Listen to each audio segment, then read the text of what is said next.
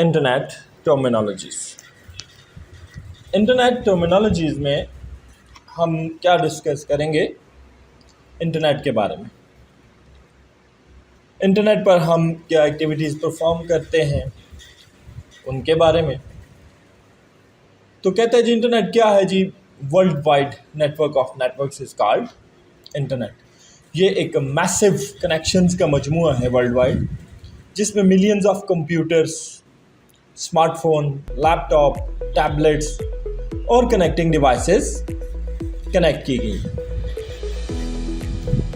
Internet हमारे पास इसको हम कहते हैं जी ये वर्ल्ड वाइड एक्सेस है, global network of all networks है। इस वक्त वाइडेस्ट सोर्स ऑफ इंफॉर्मेशन है, वाइडेस्ट सोर्स ऑफ नॉलेज है, वाइडेस्ट सोर्स ऑफ बिजनेस है और वाइडेस्ट सोर्स ऑफ कम्युनिकेशन है। इंटरनेट ने दुनिया को एक अभी ग्लोबल विलेज बना दिया। ग्लोबल विलेज का मतलब क्या है? विलेज क्या होता है? वो इलाका जहाँ पर सबको सबका पता हो, हर एक दूसरे को पहचानता हो। मिसाल के तौर पर अभी मैं अगर किसी से ऑस्ट्रेलिया में रब्ता करना चाहूँ तो विद इन सेकेंड्स में उससे रब्ता कर सकता हूँ थ्रू फेसबुक, व्हाट्सएप, ट्विटर, स्काइपी। हम डेटा सेंड रिसीव कर सकते हैं, वीडियो टॉक कर सकते हैं, ठीक है। यानी कि पहले अगर ऑस्ट्रेलिया में कुछ होता था तो यहाँ पाकिस्तान में ख़बर आने के लिए 2-3 महीने लगते थे। अब वो चीज़ 10 सेकंड में हो जाती है, ठीक है। तो ये किसकी वजह से पॉसिबल हुआ? इंटरनेट की वजह से पॉसिबल हुआ। अब इंटरनेट किसकी बेस पे काम करता है? TCP/IP, transmission control protocol / internet protocol एक सर्विस है, उसकी बुनियाद पे काम करता है। TCP/IP क्या है? एक यूनिक एड्रेस जो इस कंप्यूटर को इंटरनेट पे प्रोवाइड कर दिया जाता है, जिससे इसकी पूरी दुनिया में पहचान होती है और ये उस एड्रेस के जरिए डेटा सेंड और रिसीव करता है। इंटरनेट शुरू कब हुआ? 1969 में शुरू हुआ। अमेरिकन लोगों ने एक नेट बनाया, ARPA net, advance research project agency, United states, ठीक है। बेसिकली ये डिफेंस डिपार्टमेंट के लिए उन्होंने बनाया था कि उन्होंने अमेरिका के कुछ सूबों में फौजी राब्ते के लिए क्या किया जी? कंप्यूटर्स को कनेक्ट किया और उस नेटवर्क को ARPA नेट का नाम दे दिया। जब ये सक्सेसफुल हुआ तो उन्होंने क्या किया जी? अमेरिका और ब्रिटिश का ARPA नेट बना दिया। फिर करते करते इन्होंने 2 से 4, 4 से 6 कंट्रीज और throughout the world connectivity दे दी और इसका नाम क्या हो गया? इंटरनेट हो गया।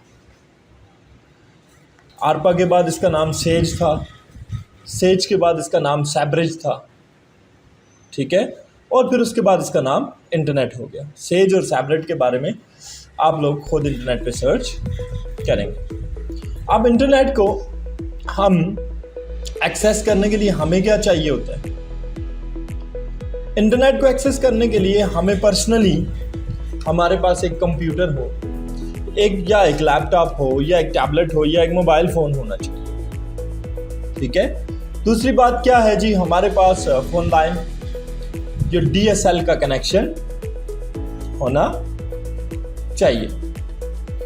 आजकल तो सिम का भी है नेट, जिसको आप 4G 5G इंटरनेट आपको अवेलेबल है, जो कि DSL नहीं है, ठीक है। वायरलेस इंटरनेट है, ग्लोबल इंटरनेट है। और इंटरनेट हमें देता कौन है जी? हमें इंटरनेट देता है ISP। ISP कौन है? Internet services providers. Internet services providers वो कंपनीज होती हैं जो ग्लोबल नेटवर्क गेटवे से, ग्लोबल इंटरनेट सर्विसेज प्रोवाइडर्स से बल्क में इंटरनेट खरीदते हैं। जैसे एक दुकानदार होता है, वो होल सेलर से सामान खरीदता है बहुत सारा और लोगों पे सेल आउट।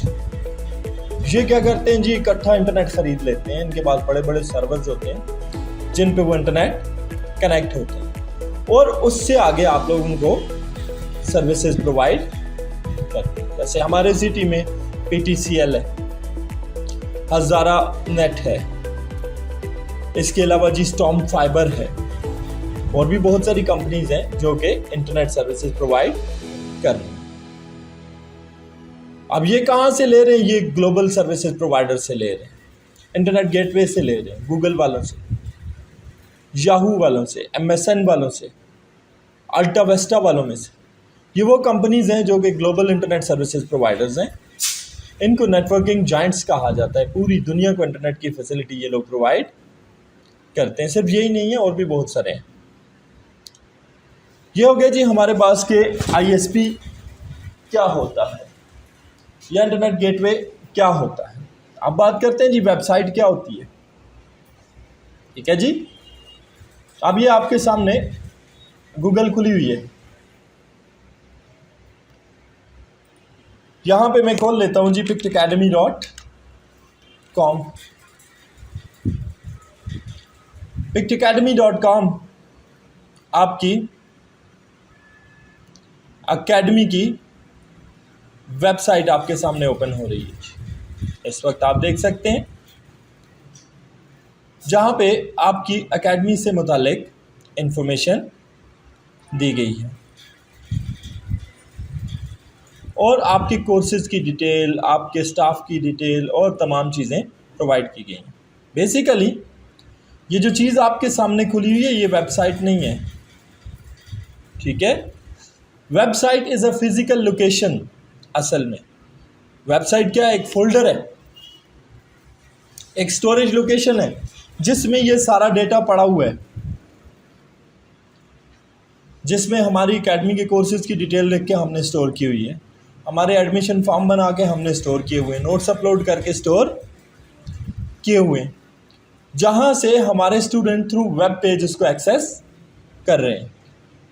ठीक है, तो website is a physical location.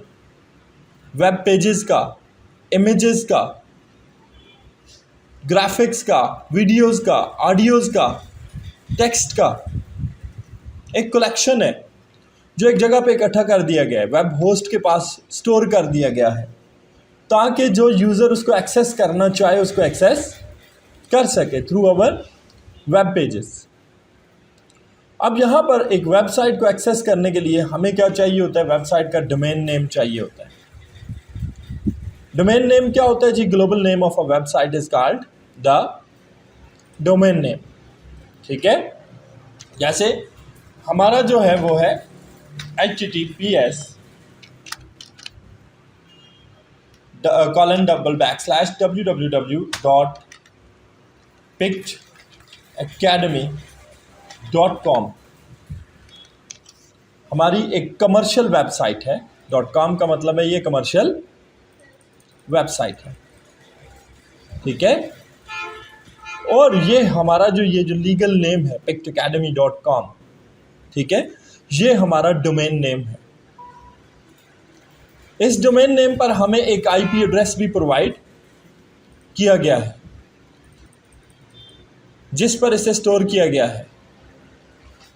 ठीक है, वैसे ये मेरी वेबसाइट का IP नहीं है। ठीक है, एज अ एग्जाम्पल मैंने यहाँ पे लिखा हुआ है। तो इस डोमेन नेम से मेरी वेबसाइट की पहचान होती है और इसे throughout the world access किया जा सकता है। अगर ये नाम ना होता तो मेरी वेबसाइट एक्सेस नहीं हो सकती। ये नाम यूनिक होता है, यानी कि इस डोमेन नेम को हमारी वेबसाइट के अलावा कोई दूसरा बंदा इस्तेमाल नहीं कर सकता। और ये हमारा लीगल टाइटल है हमारी वेबसाइट का। ठीक है, तो इस चीज़ को आप क्या कहते हैं? Legal title of a website that can be access throughout the world is called the domain name. ये डोमेन नेम हमें कहाँ से मिलता है? ये हमें मिलता है वेब होस्टिंग वालों से। ठीक है, वेब होस्ट क्या है? वेब होस्ट एक सर्वर है ऑनलाइन। ठीक है, जहां पर जैसे मैंने आपको बताया कि मेरी वेबसाइट स्टोर की हुई है। ठीक है, जाहिर बात है मैंने वेबसाइट बनाई हुई है तो मैं इधर सिंगल कंप्यूटर पे तो उसे नहीं रख सकता। यहाँ पे रखूँगा, ये कंप्यूटर ऑफ भी होता है, 24 घंटे इसकी एक्सेस में नहीं दे सकता। तो मुझे ऐसे लाइव सर्वर की ज़रूरत है जो 24 घंटे ऑन हो। ठीक है, ऐसे लाइव सर्वर कौन देता है? हमें वेब होस्टिंग प्रोवाइडर्स देते हैं। ठीक है, अब वेब होस्टिंग प्रोवाइडर्स कौन है? वेब होस्टिंग प्रोवाइडर्स हैं जी हमारे पास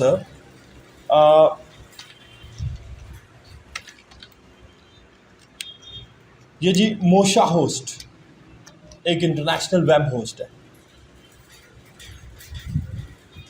जहां से आप वेबसाइट के लिए स्पेस, डोमेन और होस्टिंग बाय करते हैं।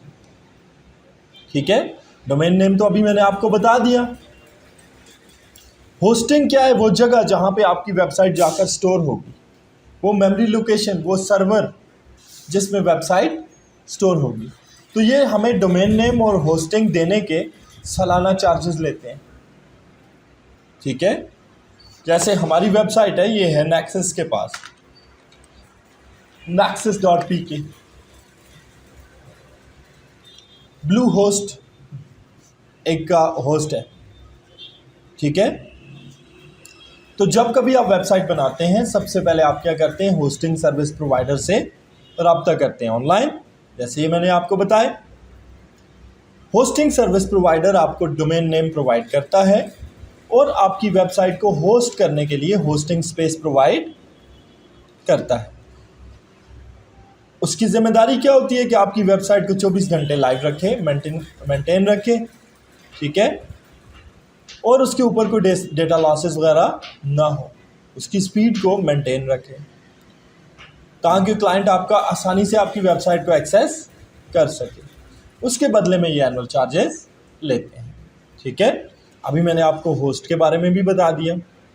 अब बात करते हैं जी आगे कि वर्ल्ड वाइड वेब, जैसे आपने मेरी वेबसाइट का नाम देखा तो उसमें लिखा हुआ है www और एक चीज़ लिखी हुई है HTTPS। ठीक है, वर्ल्ड वाइड वेब और hypertext transfer protocol services. www world wide web का नाम है। वर्ल्ड वाइड वेब एक ऐसी सर्विस का नाम है जो थ्रू आउट द वर्ल्ड आपकी वेबसाइट को विजिबल बनाती है। ठीक है, इसकी मदद से आप वेब ब्राउज़र के अंदर किसी भी वक्त अपनी वेबसाइट को एक्सेस कर सकते हैं। तो www की सर्विस आपको कौन देता है जी? वेब होस्टिंग प्रोवाइडर्स देते हैं। ठीक है, www हमने डिस्कस किया, तो हमने HTTPS को भी डिस्कस करना है। HTTPS means hypertext transfer protocol. हर वेबसाइट के नाम के शुरू में HTTPS आपको लिखा हुआ नज़र आता है। हाइपरटेक्स्ट क्या होता है? Text, audio, video, images, graphics, इस टाइप के मिक्स डेटा को क्या कहते हैं? हाइपरटेक्स्ट। तो HTTPS सर्विस का काम क्या होता है कि हाइपरटेक्स्ट डेटा को सेफली वेब ब्राउज़र के ऊपर लोड करना और उसे अनलोड करना। क्योंकि एक जो वेबसाइट है, जैसे आप हमारी वेबसाइट को देख रहे हैं, इस पर ये लिखाई भी की हुई है, इमेजेस भी लगी हुई हैं, ये ग्राफिक्स भी लगे हुए, इफेक्ट्स भी, ये सारा HTTPS है, ये पिक्चर्स भी हैं। और इसके अलावा अगर आप इसमें चले जाएं तो इस पे वीडियो लेक्चर्स भी पड़े हुए हैं मेरे। अब ये सारी किस्म का डेटा है, यानी इस पर HTTPS डेटा है, तो ये सारी किस्म का डेटा आपको प्रोवाइड करने के लिए HTTPS सर्विस होना लाजमी है। HTTPS में दो तरह की है, कि HTTP और एक है HTTPS। HTTP hypertext transfer protocol ही होगी और S मीन सिक्योर। ठीक है, अगर आपकी वेबसाइट सिक्योर नहीं होगी तो इस जगह पर ये जो ताले का निशान बना हुआ आपका नज़र आ रहा है वेबसाइट के नाम के साथ, ये नहीं आएगा। और जब कोई वेबसाइट को एक्सेस करेगा तो ब्राउज़र उसको मैसेज देगा जी कि ये वेबसाइट सेफ़ नहीं है, इसको मत खोलो। ठीक है, इससे आपको कोई वायरस शायरस आ सकता है आपके कंप्यूटर में। ठीक है, तो इसलिए जब कभी वेबसाइट अपलोड होती है तो हम उसके लिए HTTPS सर्विस भी बाय करते हैं ताकि हमारी वेबसाइट क्लाइंट के लिए रिलायबल हो और वो उसे खोलते हुए उसे कोई परेशानी ना हो। ठीक है जी। अब जी हमारे पास आ गया जी डोमेन नेम। अभी बात होगी थोड़ी देर पहले, डोमेन नेम में क्या होता है जी, आपका वेबसाइट का नाम होता है। जैसे ये एग्जांपल है http://www.example.com। इसमें HTTP हमने डिस्कस कर लिया, www भी हमने डिस्कस कर लिया, example.com मिसाल के तौर पर एग्जाम्पल हमारे पास पिक्ट अकेडमी हमारा नेम है, लीगल नेम। ठीक है। और .com क्या है, type of the website, extension of the website. Websites की इंटरनेट के ऊपर मुख्तलिफ किस्म की टाइपें होती हैं, ठीक है, जिनसे आप उनको एक्सेस करते हैं। तो वो जो टाइपें होती हैं उन्हें आप क्या कहते हैं, एक्सटेंशंस कहते हैं। ठीक है। जैसे आपके पास गवर्नमेंट की वेबसाइट है तो उसका होगा .gov, .gov। ठीक है। अगर आपके पास एजुकेशनल वेबसाइट है तो उसकी एक्सटेंशन होगी .edu। ठीक है। अगर आपके पास बिजनेस की वेबसाइट है तो उसकी एक्सटेंशन होगी .org, ऑर्गेनाइजेशन। जैसे संघी वेलफेयर ऑर्गेनाइजेशन है तो उनकी वेबसाइट है क्या, .संघी.org है। अगर आपकी कमर्शियल वेबसाइट होगी तो उसकी एक्सटेंशन होगी .com। ठीक है। अगर आपकी इंफॉर्मेशन न्यूज़ वगैरह की वेबसाइट होगी तो उसकी एक्सटेंशन होगी .info।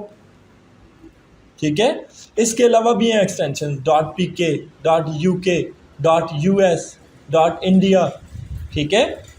तो बेशुमार वेबसाइट की एक्सटेंशंस होती हैं, मोस्ट कॉमन ये वाली हैं जो मैंने अभी आपको डिस्कस की है। ठीक है।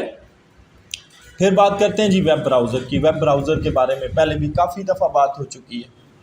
वो प्रोग्राम जो हमारे सामने हमारी वेबसाइट को एक्सेस करता है उसे हम क्या कहते हैं, वेब ब्राउज़र कहते हैं। जैसे थोड़ी देर पहले मैंने यहाँ पे गूगल क्रोम के ज़रिए अपनी वेबसाइट को ओपन किया तो गूगल क्रोम क्या है, वेब ब्राउज़र है। ठीक है। एप्पल सफारी वेब ब्राउज़र है, मोज़िला फायरफॉक्स वेब ब्राउज़र है, माइक्रोसॉफ्ट एज एक वेब ब्राउज़र है, ब्रेव एक वेब ब्राउज़र है। आईपी एड्रेस क्या होता है, थोड़ी देर पहले हमने इसको भी डिस्कस कर लिया। जैसे हमारे पास इस वक्त इस कंप्यूटर का आईपी एड्रेस देखते हैं तो आईपी एड्रेस देखने के लिए मैंने स्टार्ट में गया, मैंने CMD लिखा और उसको ओपन कर लिया। CMD मीन कमांड प्रॉम्प्ट या डॉस को एक्सेस करके मैं यहाँ पे एक कमांड लगाता हूँ। ठीक है। कमांड क्या लगाता हूँ जी, मैं लिखता हूँ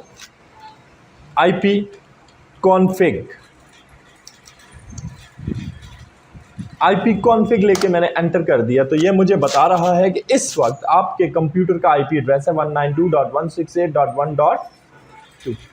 ये वो यूनिक एड्रेस है जिसकी मदद से मेरा कंप्यूटर इंटरनेट पे पहचाना जा रहा है और इसको डेटा आ भी रहा है और ये डेटा सेंड भी कर रहा है। अब ये डेटा कहाँ से ले रहा है तो इसका गेटवे आईपी एड्रेस भी यहाँ पर लिखा हुआ है 192.168.1.1। ये वो PTCL वालों का एड्रेस है जहां से मैं इंटरनेट की सर्विस ले रहा हूं। ठीक है। तो इस तरह हर वेबसाइट का भी आईपी होता है, हर कंप्यूटर का भी आईपी होता है जो इंटरनेट के ऊपर कनेक्ट होता है। होम पेज किसे कहते हैं, किसी भी वेबसाइट के मेन पेज को होम पेज कहते हैं। जैसे आप देखें ये मेरी वेबसाइट है तो ये तो मल्टीपल वेब पेजेस पर मुश्तमिल है, तो ये इसका सबसे पहला पेज है जो यूज़र के सामने आता है, तो ये क्या है, होम पेज है। इसको कहते हैं गेटवे ऑफ द वेबसाइट। इसके ज़रिए आप वेबसाइट के तमाम रिसोर्सेज को एक्सेस कर सकते हैं।